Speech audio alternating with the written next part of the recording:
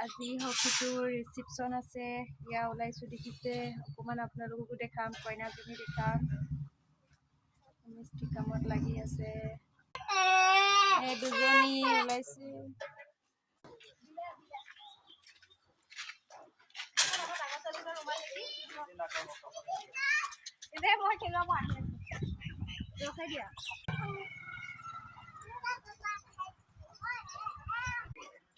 দৰা ঘৰ